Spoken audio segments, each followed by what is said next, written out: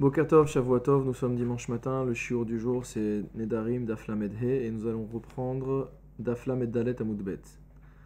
Amar Rava. Donc nous avons un enseignement de Rava qui nous dit Haïta lefanav kikar shel hefker.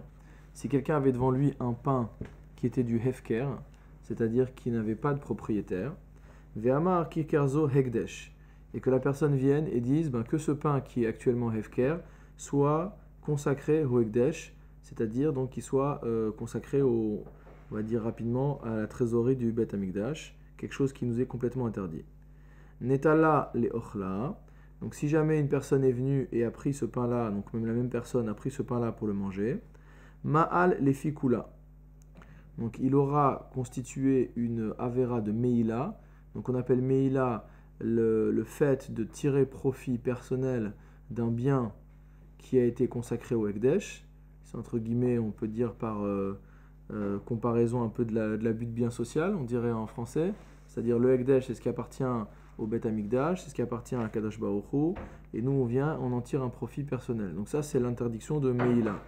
Donc celui qui aurait mangé ce pain-là de Hefker qui a été consacré au Ekdesh a transgressé l'interdiction de Meila, et pour toute la valeur de ce pain en entier.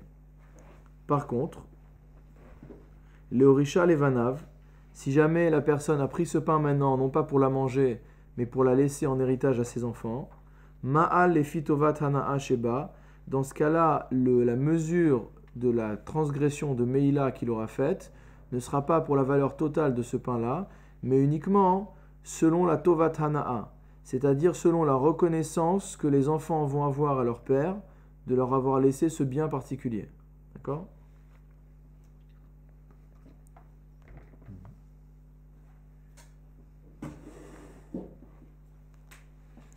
Alors pourquoi on a utilisé le cas d'un kikar shel hefker?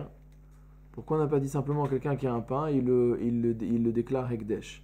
Alors Rashi explique vechol sheken de nafshe. C'est-à-dire qu'en fait le chidouche est plus grand lorsqu'il nous vient nous dire qu'on peut consacrer un pain au hekdesh. C'est plus grand lorsqu'on part d'un pain qui est hefker que d'un pain qui lui appartient en propre. Et la ravuta kamashmalan de matse zache behefker lechale kdusha ilave. Donc a priori on aurait pu penser qu'il n'avait pas le droit de consacrer un bien qui est au hefker, et là on voit qu'on peut le faire. Alors maintenant on continue le raisonnement et on a une question de Rafriya bar Abin Arava. Bae mine Rafriya bar Avin merava. Donc Rafriya bar Avin a posé une question à Rava. Il lui a dit une personne qui dirait Kikari alecha, mon pain t'est interdit. Il fait un vœu, il fait un konam, il dit mon pain t'est interdit. Untanalo bematana. Et après lui avoir dit ça, il lui donne le pain en cadeau. Mahu. Quel est le din? Kikari amarlo. C'est-à-dire qu'il lui a dit mon pain t'est interdit. Mon pain, qui t'est birchouté ou des assour? C'est uniquement lorsqu'il est dans mon domaine qu'il t'est interdit, puisque je t'ai dit mon pain t'est interdit. Maintenant qu'il lui a donné, il n'est plus dans son domaine. Donc on devrait considérer que la personne qui a reçu le pain en cadeau peut en manger. Odilma, ou peut-être c'est l'inverse. Alecha amarle, il lui a dit Kikari, Alecha. On va mettre l'accent maintenant sur le mot Alecha, c'est-à-dire il t'est interdit à toi. Amarle, c'est ça qu'il lui a dit. Et donc ça veut dire que quelle que soit la situation, il reste interdit pour toi.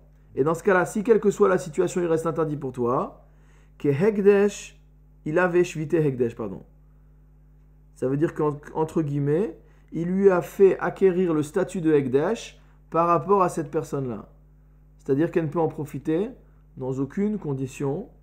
Et maintenant, la question qu'on va poser également plus loin, c'est d'avoir s'il y a également un din de meila. Est-ce que de la même manière que lorsqu'on tire profit d'un bien du Ekdesh, on transgresse l'interdiction de Meila? Est-ce que quand on transgresse l'interdiction de tirer profit d'un bien qui nous est interdit par Konam, est-ce qu'il y aurait également un équivalent de Meila? C'est une question qu'on verra après. Alors qu'est-ce qu'a répondu Rava? Amar le Pshita, il a dit c'est évident. De Afalgav, de Yavale, Bematana, Assour. C'est évident que bien qu'il lui est donné en cadeau, c'est interdit. Alors attends, nous on avait dit que ça lui interdit. Pourquoi? Parce qu'il y a marqué Alecha. Mais il avait dit également Kikari. Il avait dit également mon pain. Alors la Gemara elle pose la question, et la Kikari Alecha, elle est à Pukemai. Pourquoi il y a marqué mon pain? Qu'est-ce qu'on vient exclure en précisant ça? Alors la Gemara nous dit, Mai lav le Pukemai, pardon, lav le Puke de Iganva minne mignav. N'est-ce pas qu'on vient exclure ici le cas où le pain aurait été volé? Et dans ce cas-là, c'est pas que la personne est venue voler le pain. Regardez Rashi. Ou le apuke di ganva mignav le otokikar venatnulo netanolo aganav batana. En fait, il y a une personne qui allait voler la personne qui avait fait le vœu, qui avait dit mon pain t'est interdit. Donc Réhouven a dit à Shimon mon pain t'est interdit. Et il y a un troisième larron qui vient, qui vole le pain et qui le donne à Shimon. C'est ça qu'explique Rashi.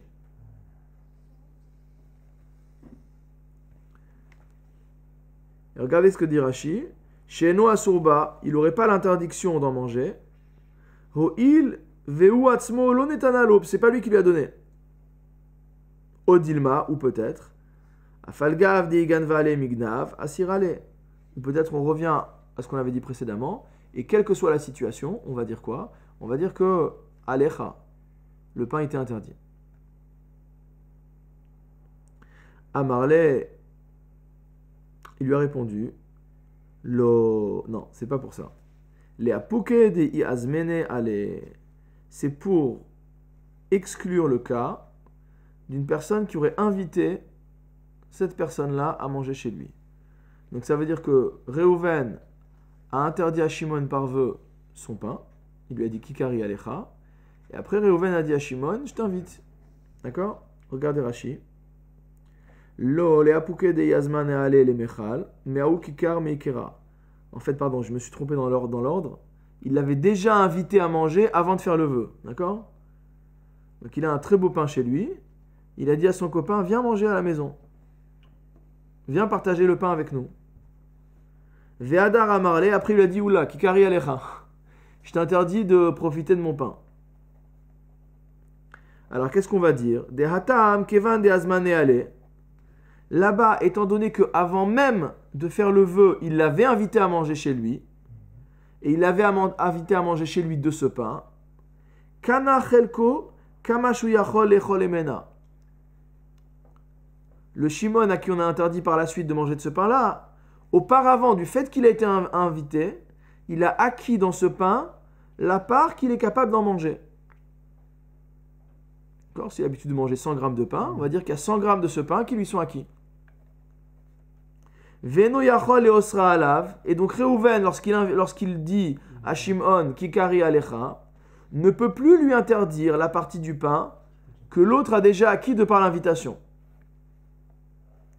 Des lav koulé de notenhu, et la gamme d'imzouman.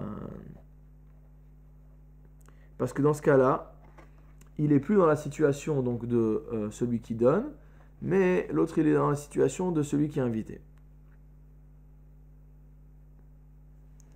Donc ça, c'est la réponse à cette kushia. ITV, malgré tout, Rava a objecté à cette réponse-là. Amarlo hashileni paratecha. Si jamais il y a une personne qui vient voir une autre, Réhouven vient voir Shimon, cette fois-ci, et il lui dit, prête-moi ta vache. Amarlo, comment il lui répond l'autre? Konam para sheani kanu ilecha. C'est un peu bizarre comme expression. Donc on va voir dans Rashi ce que ça veut dire. Hachi Garsinan, déjà apparemment il y avait un problème de lachon. On voit dans les Chilouvé Girsaot qu'il y en a qui disent chez Eni Hanai ou chez Ani Hanaa. Donc il y a différentes versions. Donc Rashi nous dit en tout cas la bonne version c'est Konam para chez Ani Hanaa lecha et nous on a Konam para chez Ani Kanu lecha. Donc on n'est pas exactement pareil. Ve'achi mashma, quoi qu'il en soit, voilà comment Rashi dit qu'il faut comprendre. Konam iu alecha sh'ar parot chez Ani me'ane lecha. Toi, tu me demandes la rosette, d'accord? Que toutes les autres vaches que j'ai chez moi, d'accord? La blanchette, etc., qu'elles soient toutes interdites à toi. Si j'en ai d'autres, qu'elles se soient interdites. Kelomar, c'est-à-dire, Shen li para acheret, j'ai pas d'autre vache que celle-ci, que tu viens me demander. Vezo shieshli enimash ilecha. Et celle que j'ai, je la prête pas. Et c'est tellement vrai ce que je te dis que si j'en avais d'autres, je t'interdirais d'en profiter. Chez Zoloratza le hashilo, ça veut dire qu'il veut pas lui prêter sa vache. Ve'acherot asurot alav beneder. Et les autres, il les interdit par neder. Comme ça, au moins, il est couvert de tous les côtés.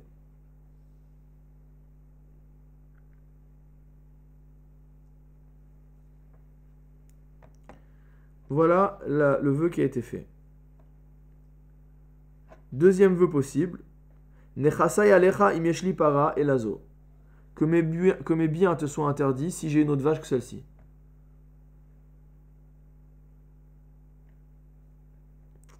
Hashileni kardumecha. Deuxième cas, dans la Braïta. Quelqu'un qui vient voir une personne et qui lui dit, je t'en prie, prête-moi ta charrue. Amarlo, il lui répond, Konam kardom shieshli sheani kanui. La même chose. Il lui dit, j'ai pas d'autre charrue que celle-ci, je la prête pas. Et si j'en avais d'autres, qu'elles te soient interdites par vœu. Il n'y a rien à attendre de moi. Maintenant, venimtsa shieshlo. Et il se trouve qu'il en a effectivement d'autres. Alors comment ça se passe?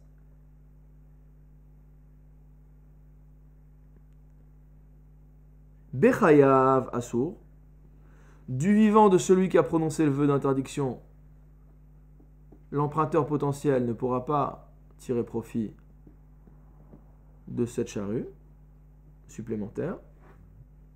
Met o shenitenalo bematana. Par contre, si celui qui a prononcé le vœu d'interdiction est mort, ou que on a donné à celui qui voulait emprunter ce kardom, cette charrue bematana en cadeau, hareze mutar, c'est permis.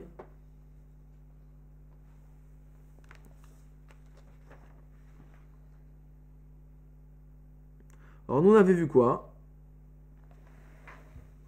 On avait vu que dans le cas du pain, ok, ça venait exclure uniquement le cas où il y avait eu, on avait voulu proposer que ça venait exclure le cas de vol.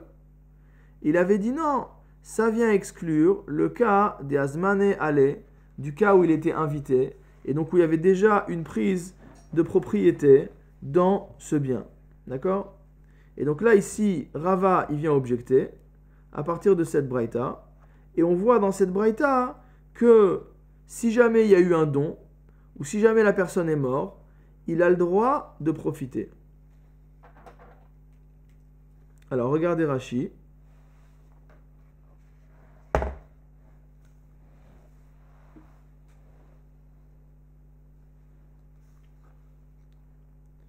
Il dit Bechayav Assour, du vivant de celui qui a fait le vœu, c'est interdit. Baal akordom Assour leenot min chasav kol yemechayav. Donc c'est la première lecture qu'on retient, enfin qui est plus difficile à faire rentrer dans les mots. Iname bechayav des madir, donc du vivant de celui qui a fait le vœu. Assourin nechasav shalamudar, donc les biens de celui qui, c'est la première qui est plus facile à comprendre. Baal akordom Assour leenot min chasav kol yemechayav. Donc le propriétaire, soit que le propriétaire de la charrue a l'interdiction de profiter des biens, de ses biens tous de son vivant, iname ou alors bechayav des madir, que du vivant de celui qui a prononcé le vœu, asurim nechasav à la moudar, c'est bien ça la deuxième lachon, ces biens sont interdits au moudar, à celui qui faisait objet du vœu. D'accord? Met amashil, maintenant si jamais celui qui vient emprunter est mort, o shenitenalo bematana, ou alors que ça a été donné en cadeau, soit que le prêteur, est mort, soit que ça a été donné en cadeau à celui qui était l'objet du vœu. Amarlo hamore, hay de katanemet, lokaya sefaklal. Il dit quand on a enseigné qu'il était mort, ça ne se rapporte pas du tout à la fin de l'enseignement. Dechi matse katane asefa. Comment ça pourrait se rapporter à la fin? De akatane nirsai alai. Met o shinitenalo bematana. Hareze mutar, mi mutar. Est-ce que vraiment c'est permis? Hare anafshe ka'amar. Donc tout ça, il y a tout un derer dans Rashi qui est par rapport au fait que l'interdiction soit sur celui qui est le prêteur lui-même et qu'il n'est pas exactement le derrière que nous on a suivi. D'accord? Alors, Asa répond Rav Acha, fils de Ravika. Amar Rav Acha berede Ravika, chez Nitnalo aliede acher. Il dit qu'en fait, ce principe, on a vu que s'il donne lui-même, ça ne marche pas. Donc, on est obligé de préciser que c'est comme dans le cas du vol, c'est-à-dire que ça a été donné par une tierce partie. Et dans ce cas-là, il n'y a plus de issour. Par contre, si, comme dans le cas de l'invitation, ça ne lui a pas encore été donné, mais qu'on vient lui interdire et qu'après il donne, dire si l'ordre c'est d'abord je t'interdis et après je te donne, ça ne sert à rien de te donner, ça reste interdit. Il y avait uniquement le cas de l'invitation où on avait vu qu'il y avait un moyen de s'en sortir si jamais il avait déjà une part dans le pain. Donc là, on vient nous dire non, ce cas-là où on a voulu faire la tioufta, donc on a dit non, ça ne marche pas, le don, on a voulu dire que dans le cas du don, ça marchait. Il te dit non, ce cas du don ne peut marcher que dans le cas où ça passe par une tierce partie. Donc ce n'est pas une objection sur ce qu'on a vu antérieurement. Amar Ravashi, Daikanami. Ravashi dit, regarde d'ailleurs comment la Braïta est enseignée de manière précise. Des katane chez Nitnalo. Il y a marqué elle lui a été donnée au passif. Et non pas avelo katane chez Natnalo. Il n'y a pas marqué il lui a donné.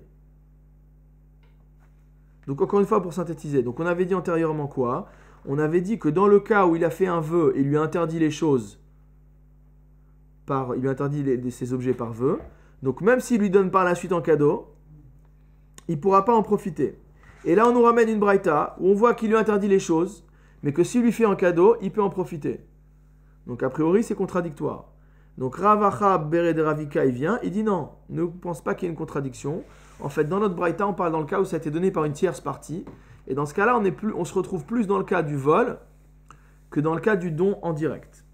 Et Ravashi soutient cette lecture-là en disant que c'est lisible dans les mots de la Braïta, puisque dans les mots de la Braïta, on dit chez Nitenalo que ça lui a été donné de manière au passif, c'est-à-dire que ce n'est pas un don direct, Velone chez Natnalo, et non pas que directement le propriétaire lui a donné.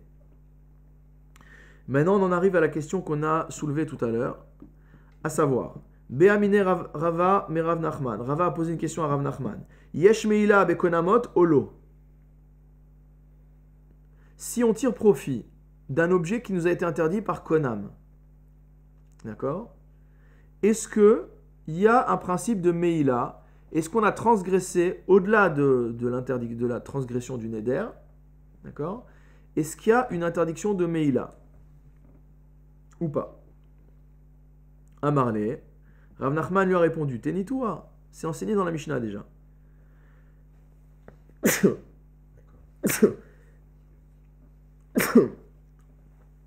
C'est enseigné dans la Mishnah. Quelle Mishnah?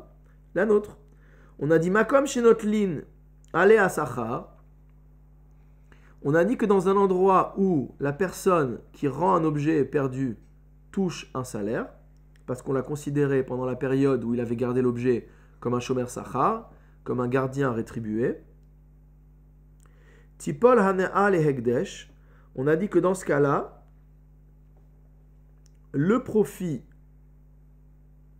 constitué par le fait que je n'ai pas à verser ce salaire parce que cette personne-là est interdite de profiter de moi, d'accord? Plutôt c'est l'inverse, excusez-moi. Donc j'ai l'interdiction de profiter de celui qui m'a rendu l'objet. L'objet, c'est mon objet. Mais maintenant, si c'est un riche, il ne va pas vouloir accepter un salaire. Et donc, s'il n'accepte pas le salaire du fait qu'il ait gardé mon objet, ça veut dire que moi, j'ai un bénéfice de lui. Puisque j'ai un gain, ou j'ai une absence de dépense, on va dire, grâce à lui. Dans ce cas-là, qu'est-ce qu'on avait dit? On avait dit que Tipol Aschar le Ekdesh. On avait dit que ce salaire qui aurait dû être versé à la personne, que je n'ai pas versé parce que lui il est riche et donc c'est humiliant pour lui de dire je te donne 2 euros parce que tu m'as gardé mon objet et tu me l'as rendu, d'accord? Mais d'un autre côté, comme j'avais l'obligation de lui donner, si je lui donne pas, ça veut dire que je suis en train de profiter de lui. Alors on avait dit que cet argent-là, il irait au Ekdesh. Alors maintenant, donc on voit bien qu'il y a un lien entre l'objet qui est interdit au profit et la notion de Hekdesh. Alors la Gemara va élaborer. Les memra ki hekdesh. Est-ce à dire que c'est comme du hekdesh? Au sens où ma hekdesh yeshbo meila, afkonamot yeshbo meila. Que de la même manière que si je tire profit personnel d'un bien qui a été donné au hekdesh, je transgresse l'interdiction de meila. Est-ce que là aussi, si je tire profit d'un bien qui est konam, qui est interdit par vœu, est-ce que j'ai également fait la meila? Si au lieu de donner ces 2 euros au hekdesh, je vais aller m'acheter un pain au chocolat avec, est-ce que j'ai transgressé l'interdiction de meila? Alors la Gemara nous répond ketanae, c'est une machloket tanaim. C'est quoi cette machloket? Konam kikarzo hekdesh, une personne qui aurait dit par vœu, je m'interdis ce pain comme s'il était du hekdesh, va'achala, et qu'il l'a mangé. Benhu, ben chavero, que ce soit la personne qui a prononcé le vœu qui ait mangé le pain, ou une tierce partie. Ma'al, la personne qui a mangé le pain, a transgressé l'interdiction de tirer profit du hekdesh. Les fichar. Là, c'est pas hekdesh en tant que tel, c'est comme hekdesh, c'est ça? Ben, on avait dit que de toute manière, les vœux devaient être faits toujours par comparaison avec une chose sur laquelle il existe déjà un vœu minatora. D'accord?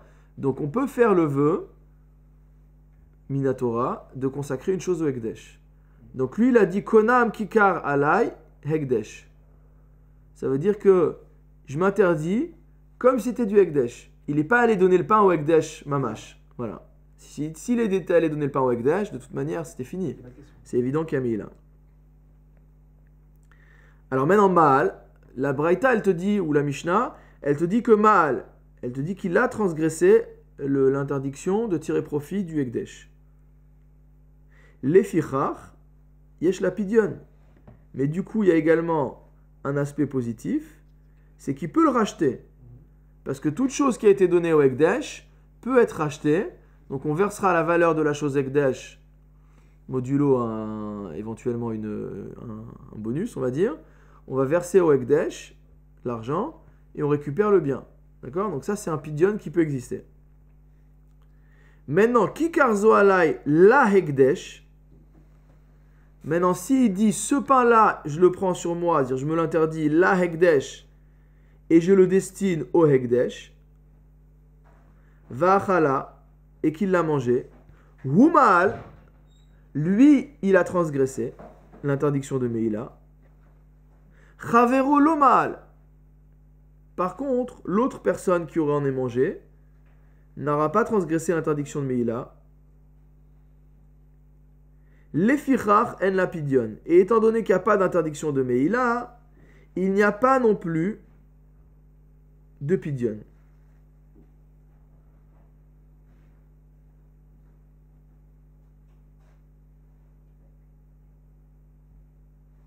Pourquoi? Parce que il n'y a pas de hekdesh qui soit interdit de manière absolue à tout le monde. Il y a toujours capacité à s'en sortir, d'accord? Par un pidyon, justement. Donc si lui vient faire un vœu qui est vraiment absolu, d'après lequel on ne peut pas racheter, on ne peut rien faire, tout c'est interdit pour tout le monde, d'accord? Alors dans ce cas-là, Uma'al, lui uniquement par rapport à ce bien-là, il aura un digne de Meïla, mais pas son ami. Regardez comment dit Rashi.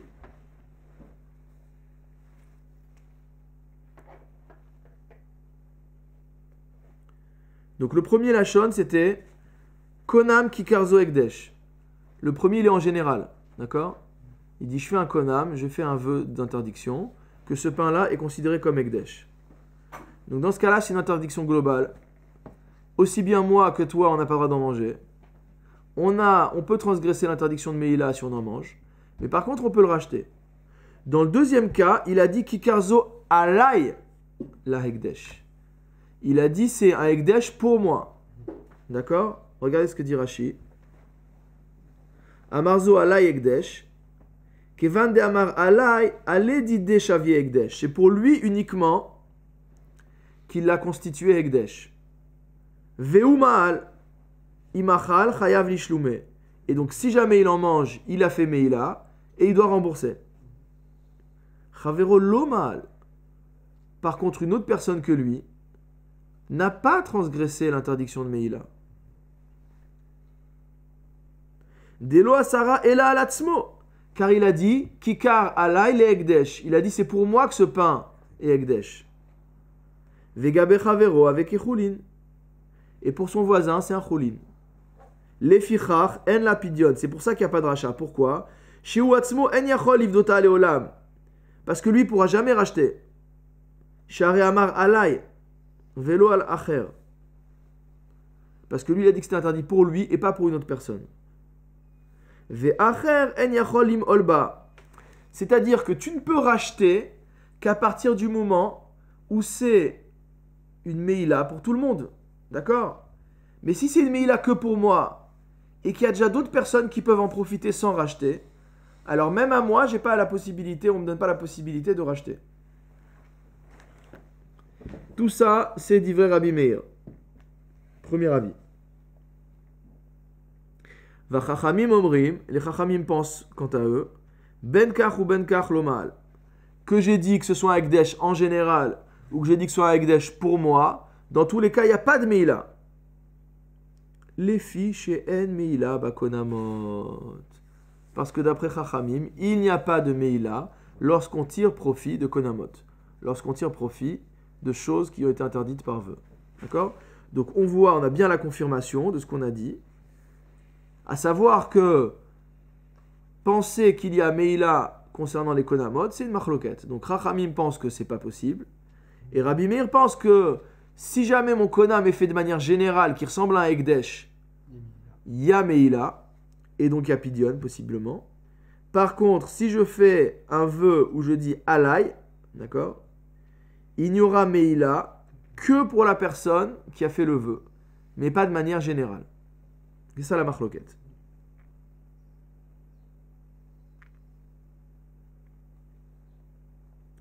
Amar le Ravacha bered Rav Avia le Ravashi. Ravacha, fils de Rav Avia, a enseigné à Ravashi. A posé la question à Ravashi, pardon. Il lui a dit, il s'est adressé à lui. Kikari alecha. Si jamais j'ai un monsieur qui dit que mon pain te soit interdit. Reuven dit à Shimon que mon pain te soit interdit. Untanalo bematana. Et après Reuven il vient et il offre le pain en cadeau à Shimon. Quel cadeau magnifique. Mimal. Est-ce qu'il y a Meïla?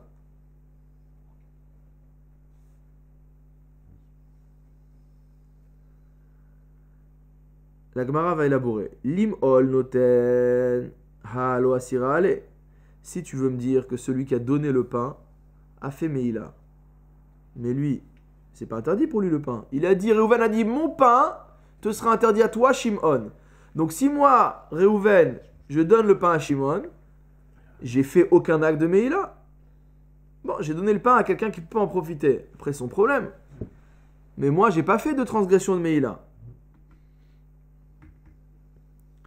Yachol Lomar, pardon, point, Halo Asiré Alav, il n'y a pas d'interdiction sur lui.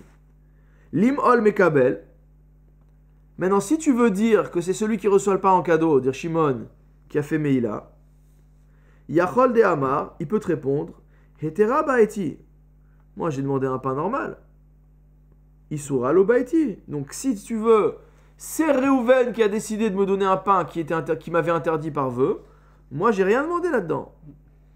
Moi, quand j'ai reçu le cadeau, je voulais recevoir un cadeau qui était bien, qui était mangeable.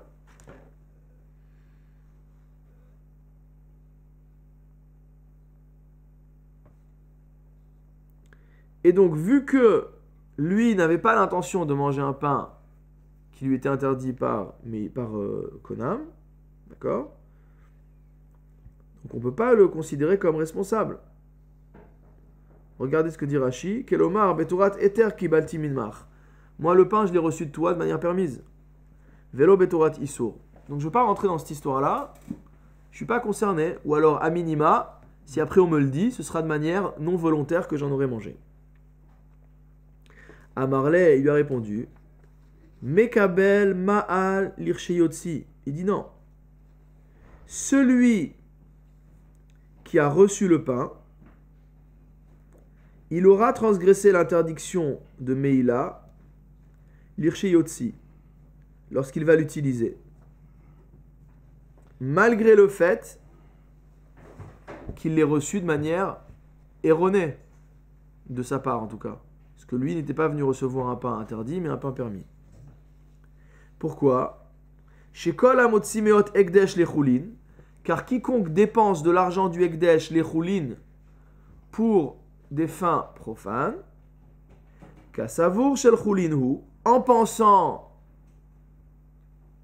que cet argent est Chulin, c'est-à-dire j'ai un billet de 100 euros, je pense qu'il est Chulin, je vais le dépenser pour m'acheter des vêtements, et quand je reviens, on me dit ah, ces 100 euros, ils avaient été consacrés au Ekdesh.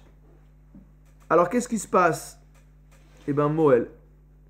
On considère que la personne qui aura dépensé cet argent-là aura malgré tout transgressé l'interdiction de Meïla, et donc il y aura une obligation de remboursement, etc. Et si c'est le cas pour une telle personne, alors Afzé Moël, on va dire que celui qui a reçu le pain, le Shimon qui a reçu le pain de Réhouven, alors que Réhouven lui avait dit que ce pain-là te soit interdit par Neder. Donc dans ce cas-là, Shimon malgré tout, bien que lui n'était pas venu pour accepter un cadeau interdit, si quelqu'un te propose un cadeau interdit, tu le refuses. Donc s'il a accepté le cadeau, c'est qu'il voulait accepter quelque chose de permis, et bien malgré tout, il aura transgressé l'interdiction de Meïla. Commence une nouvelle Mishnah. Donc on avait vu dans notre Mishnah de tête, hein, souvent il faut se souvenir que toutes les Mishnayot sont enseignées en un bloc. On se souvient de la Mishnah, on avait dit quoi ? On avait dit que quelqu'un qui est Moudar Hana'a Mechavero, quelqu'un qui a l'interdiction de tirer profit de son prochain, il peut quand même recevoir de lui un certain nombre de services ou de biens. D'accord ? Alors ici, qu'est-ce qu'il a le droit de faire ? Si Réhouven a décidé de ne pas tirer profit de Shimon, malgré tout, Shimon aura le droit, Vetorem et Terumato, de lui prélever sa trouma, ou Marserotav, et ses dîmes, les dato, alors qu'il en est au courant, avec son accord. Ou Makrivalav kinezavin kinezavot, ve kine yoldot chataot vachamot. Et il peut offrir pour lui un certain nombre de korbanot. Quels sont ces korbanot ? Kinim, dont on parle dans Masechet Avot également, il y a une Masechet qui s'appelle Kinim, une Masechet qui est entièrement consacrée à ça. Kinim, ce sont des couples d'oiseaux, d'accord ? Donc généralement des colombes ou des pigeons, d'accord ? Torve et Gozal, d'accord ? Donc des Kinim, ce sont des couples d'oiseaux qui étaient offerts par qui ? Soit par les Avines, donc les hommes qui avaient un écoulement, soit les Avot, les femmes également qui avaient un écoulement qui entraînait donc cette impureté de Zava. Yoldot, les accouchés. Et donc ça, à quel moment c'était offert ? C'était offert à la fin du processus de purification. D'accord ? Et donc ça faisait partie du processus de sortie de l'état d'impureté. Troisième type de... Donc on a vu Kinezavin, Zavot, Yoldot. Ça fait trois types de korbanot. Quatrième type de korban, c'est Chataot. Des korbanot expiatoires. Et également des Hashamot. Une autre catégorie de korbanot expiatoires. D'accord ? Donc il y a un doute notamment sur la transgression. Donc tout ça il peut offrir pour lui. Ou melamedo midrash halachot ve'agadot. Il a également le droit de lui enseigner le midrash, c'est-à-dire en fait l'interprétation de la Torah, halachot, des lois, ve'agadot, ou tout ce qui est récit, on va dire extra-légal qu'il y a dans la Gemara, dans les midrashim. Aval lo yelameden ou mikra, mais il a l'interdiction de lui enseigner le texte biblique. Donc la Torah écrite, il ne peut pas lui enseigner, interdit. Aval melamedhu et banav et benotav mikra. Par contre, il peut enseigner à ses fils et à ses filles l'étude de la Torah écrite. Alors, suite à cette Mishnah, il y a une question qui a été posée au Beth Midrash. Ibaya Lehu. On a posé une question au Beth Midrash. Hane kahane. Shluchet didan havu ou shluchet dishmaya. Les Kohanim, sont-ils nos envoyés ou les envoyés de Dieu? Les Maïnaf Kamina. quelle est la différence pratique entre ces deux visions? Les Moudarana'a, précisément pour une personne qui a dit qu'il n'avait pas le droit de tirer profit du Kohen. Si tu viens me dire que le Kohen c'est mon chaliar, et donc en faisant des korbanot pour moi, je tire un profit de lui. Ve'asur, et donc ça devrait être interdit. Ve'amar shluchedishmaya ashari. Et si tu me dis au contraire que quand le Kohen fait son travail au Beth Amikdash et qu'il offre les korbanot, il travaille pour Dieu, c'est pas moi qui ai payé le korban, le patron, c'est Akadosh Baruch Hu le patron, alors ça devrait être permis. Maï. Alors c'est quoi la halakha? Comment on voit? Tashma, on va essayer de prouver. Ditnan, notre Mishnah dit quoi? Makrivalav kinezavin vechoule. On voit que dans notre Mishnah, on peut offrir, le Kohen peut offrir les couples d'oiseaux, du zav, etc. Donc on ne considère pas que la personne pour qui c'est offert est en train de tirer profit du Kohen. D'accord?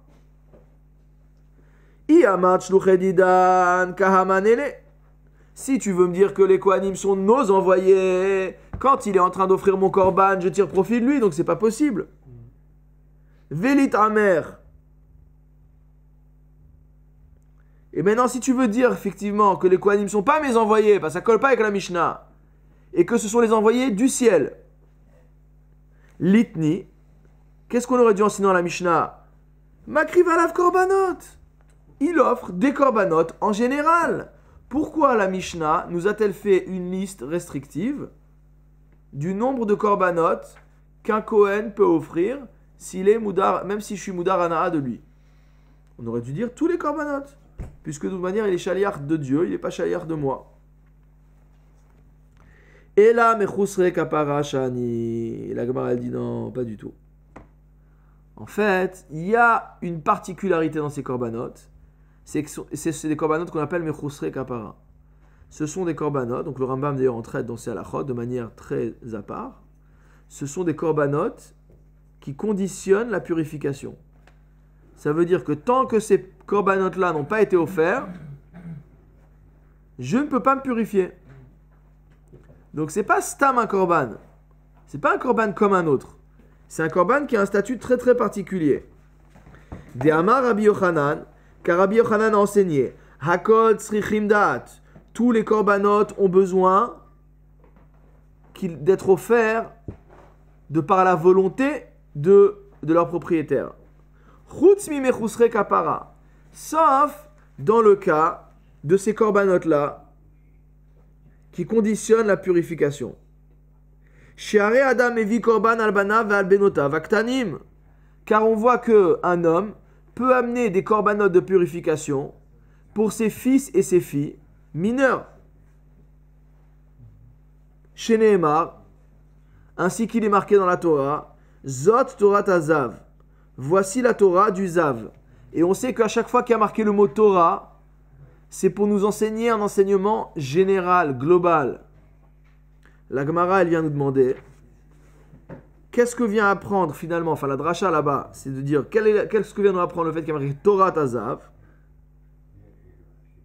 Ben Gadol Ben Katan, que l'enfant soit petit ou grand. Donc ce soit un Zav mineur ou un Zav majeur, une Zava mineure ou une Zava mineure.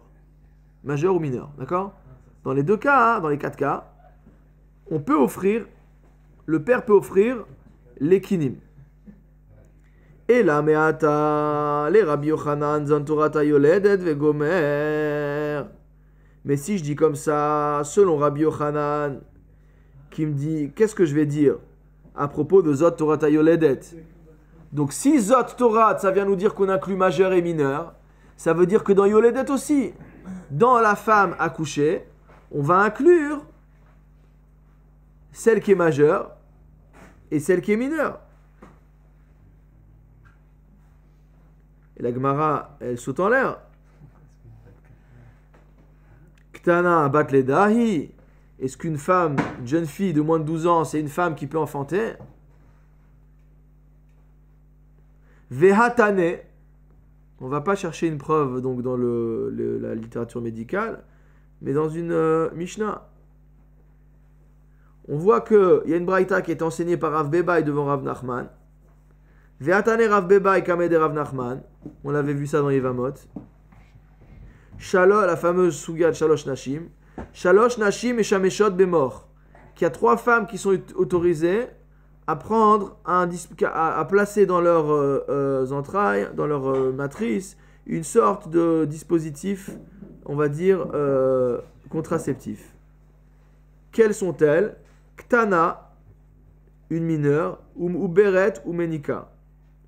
Donc, Meuberet ou Menika, une femme qui est déjà enceinte ou une femme qui allait, on avait dit que si jamais elle retombe enceinte, ça peut donner, c'est un danger, soit pour l'enfant qui est dans son ventre, soit pour l'arrêt de la lactation, et que donc son enfant, son nouveau-né, va mourir de faim. D'accord? Et la Ktana, c'était quoi le problème? Shematit Aber vetamut.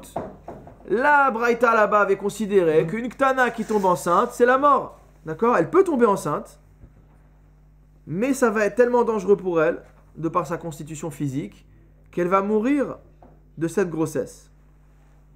Donc, a priori, on ne peut pas dire que Zot Torata Yoledet vient inclure une Ktana, une mineure, qui a enfanté. Puisque la Braïta là-bas nous a dit qu'une mineure qui est enceinte, elle va mourir.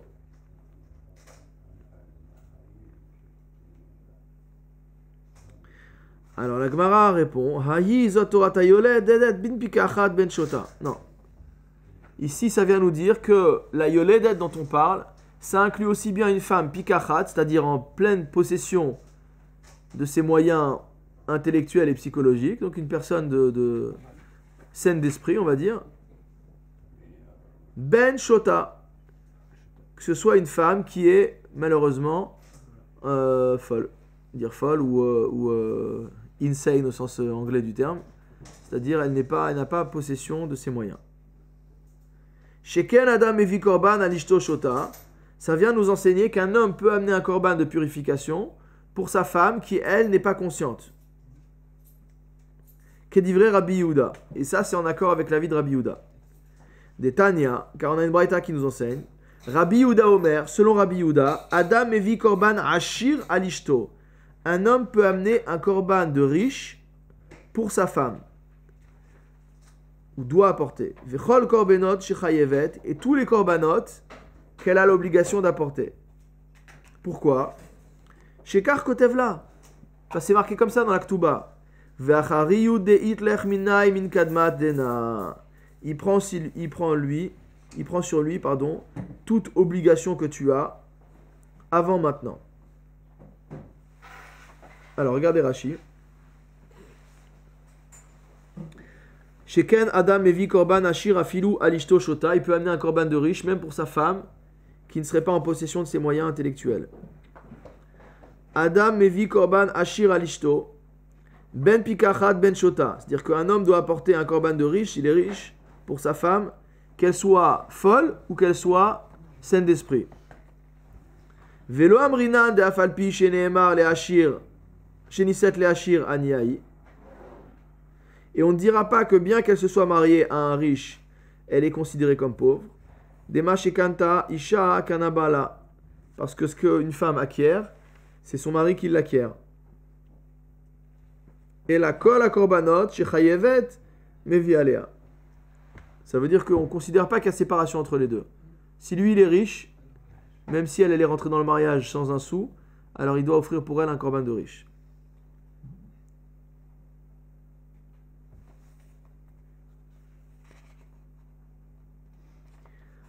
Shekar katavla ve'achariyut ve'chule, car c'est comme ça qu'il lui a écrit dans sa ktuba.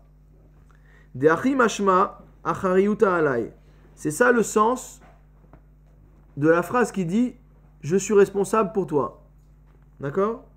Ve'chi echi de'hai mevi korban alishto yoledet afilu shota. Et donc de la même manière que ce monsieur doit amener un korban pour sa femme même si elle a perdu la tête. Car kol mechusre kapara, de la même manière, tous ceux qui ont besoin d'un korban pour achever leur processus de purification, en srichim date, ils n'ont pas besoin d'avoir une date particulière, Ul olam shluchei dida ninhu, et on considérera toujours qu'ils sont nos envoyés à nous et non pas les envoyés du ciel.